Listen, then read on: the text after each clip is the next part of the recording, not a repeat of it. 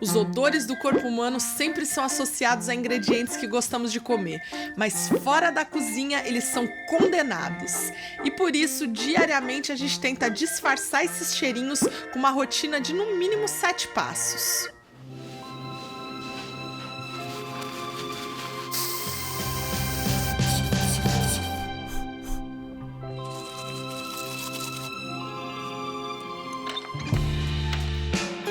E nem no nosso momento mais íntimo a gente se sente confortável com o nosso próprio cheiro.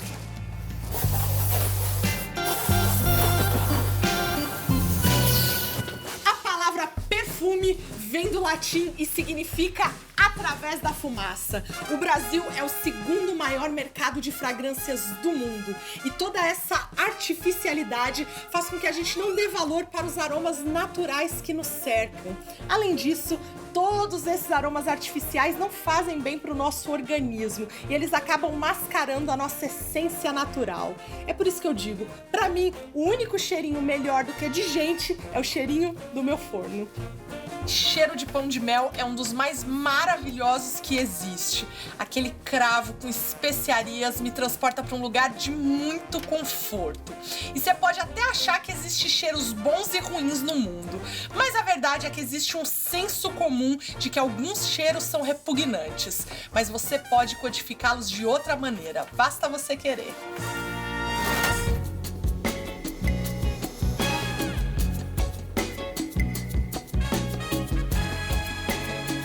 E o cheiro de pão de mel já é amado por todos. É por isso que essa é a receita de hoje. Pães de mel tradicionais, bem macios e aromáticos, recheados com uma generosa quantidade de doce de leite e cobertos com uma casquinha crocante de chocolate.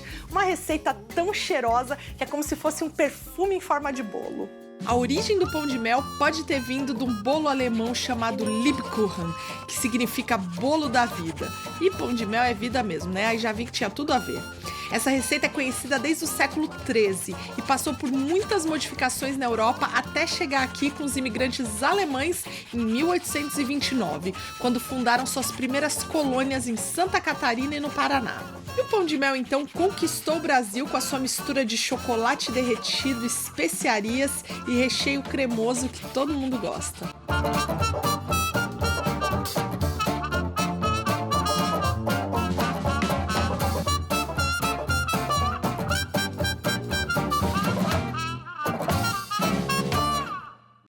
Quero amor e quero amar, quero a vida aproveitar, talvez até arranje alguém que eu possa acreditar. O pão de mel, na verdade, não é um pão, é um bolo, e o sabor característico do bolo, pão de mel, também não é mel, é açúcar mascavo. Então esse bolo, na verdade, ele é muito contraditório. O açúcar mascavo dá um saborzinho bem característico para ele, e eu vou começar adicionando aqui na minha vasilha essa maravilhosidade. Vou adicionar a minha manteiga em temperatura ambiente e vou bater essa mistura aqui até ela ficar bem fofa. Quanto mais ar você incorporar nessa mistura de gordura e açúcar, mais fofo seu bolo vai ficar. Mistura fofa e bem clarinha. Não caiu nada. Ah, tudo bem. Já tá vendo, né, que tá fofa e clarinha. Posso adicionar os ovos. Coitado do ovo, é um dos que mais sofrem com a ditadura do futum. As pessoas não querem sentir cheiro de ovo nem nas receitas que levam ovo. Mas pode deixar que nesse nosso bolinho o cheiro de ovo passa longe. Adicione os ovos um a um na mistura de manteiga e açúcar batido e mexa para incorporar. Pode adicionar o mel, que apesar de levar o nome do bolo, não é o sabor predominante. Vai entender.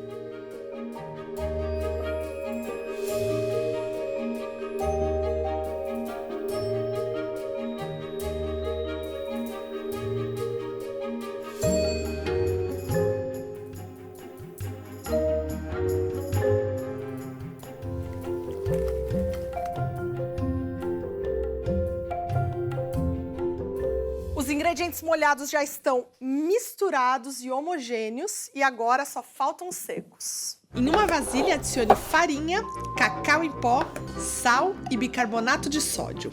Pode reservar. Agora vamos adicionar as especiarias que dão sabor característico do pão de mel. Vou te ensinar um segredo para você torná-las muito mais cheirosas e poderosas sem precisar adicionar uma tonelada na sua receita. Em uma frigideira, adicione a canela em pau, cravo e pimenta do reino. Toste em fogo baixo até o cheirinho dominar os seus sentidos. Tostar as especiarias intensifica o seu sabor e é sempre melhor tostá-las no seu estado bruto. Só cuidado redobrado porque queima mais fácil.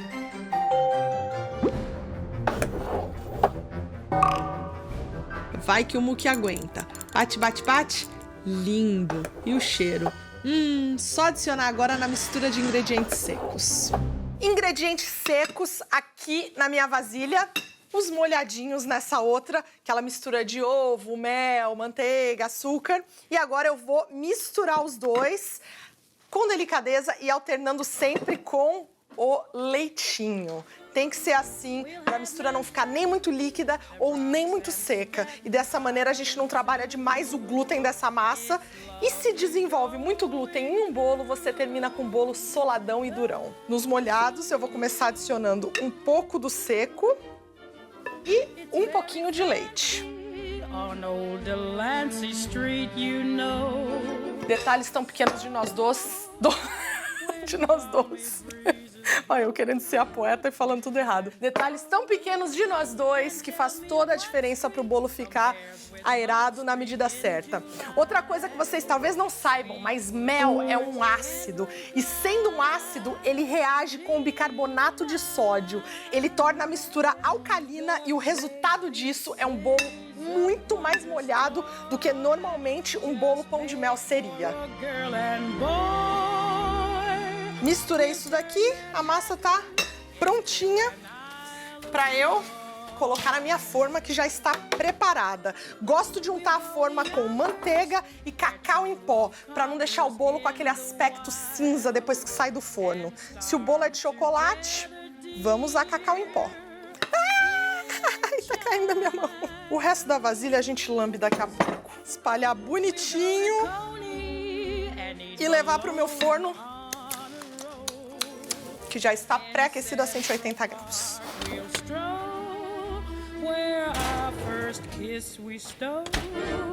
Vocês nunca viram uma luva combinar tanto com uma roupinha. Parece que foi tudo planejado, mas foi acaso do destino.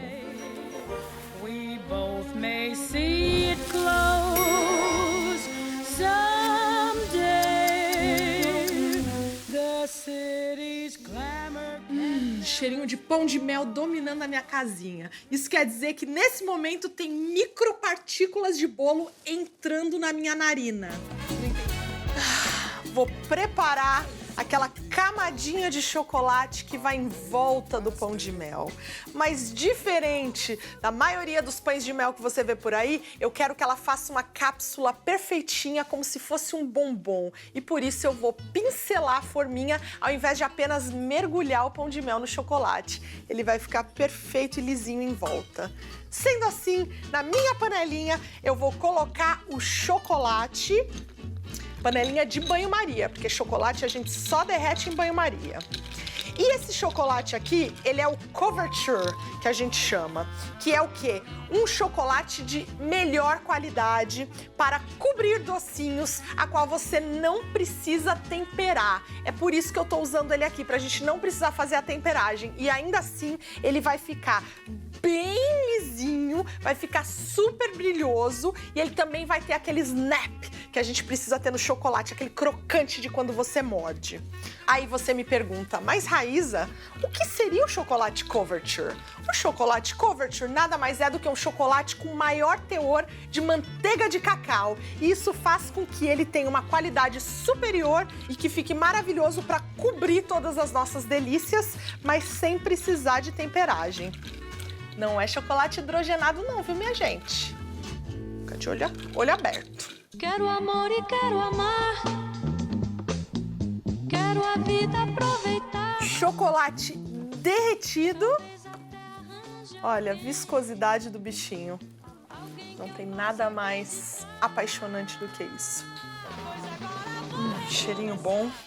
E agora, o que eu vou fazer é, vou pincelar a minha forminha com esse chocolate maravilhosão aqui, que é para dar aquele acabamento todo especial no meu pão de mel. Eu sofro tanto em minha vida.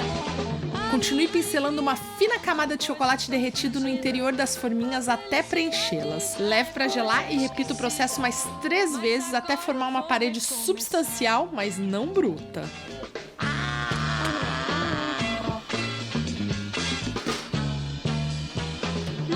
Desenforme o bolo, corte o topo com uma faca serrada para ficar retinho. Não vai me cortar bolo quente que vira essa maçaroca aqui que tá acontecendo comigo. E divida-o ao meio. Pois agora eu vou recomeçar. Eu odeio bolo torto. É por isso que eu gosto de usar 2 tabuinhas para nivelar e conseguir cortar ele ao meio perfeito e simétrico. Tá vendo? Que horror que ia ficar seu bolo se tivesse assim? We'll have Manhattan, the Bronx and Staten Island too. Espalhe uma generosa quantidade de doce de leite numa metade do bolo.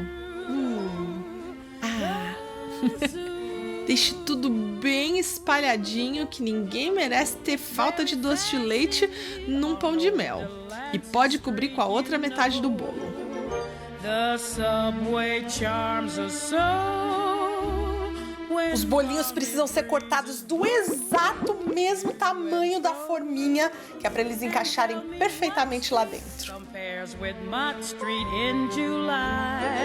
Corte o bolo do tamanho certinho da sua forma e coloque cada um deles no casulinho de chocolate, como se fosse a casinha cheia de parede de chocolate. Cubra os pães de mel com uma generosa quantidade de chocolate derretido.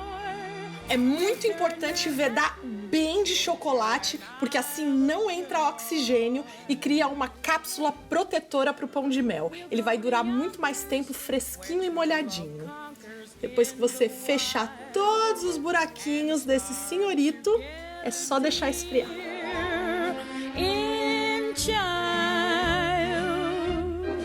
Com muito cuidado, desenforme um a um, pressionando levemente a base da forminha até ele subir.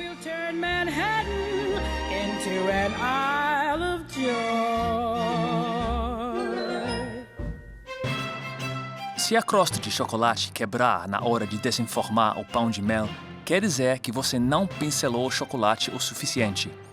Para evitar que isso aconteça, pincele chocolate quantas vezes for necessário para formar uma parede estável. Assim, ele vai ficar perfeito.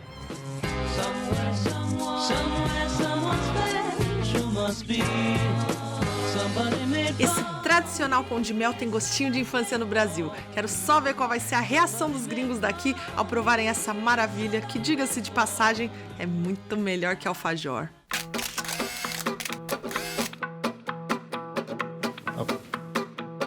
Let's see, what have we got here? This looks very simple. Definitely something mixed with something that I've never tried. I'm still not really sure what's in the middle. But what? Pão de mel. I'm not sure if I like it. A little bit of cold medicine. I can finish this real easily. It's very delicious. I've never tried. Pão de mel. Delicious. Meu tradicional pão de mel já tá pronto e olha esse brilho. Eu vou te falar uma coisa, tá mais cheiroso do que perfume francês. Ele é apenas um doce, ainda não é uma sobremesa. E ele só vai se transformar em sobremesa no próximo episódio, que é quando eu vou te ensinar a fazer honeycomb, que vai virar um prato contemporâneo, que no final eu vou levar para um chefe renomado de Nova York provar. Então, não vai perder episódios novos toda segunda, quarta e domingo. Quantos, né?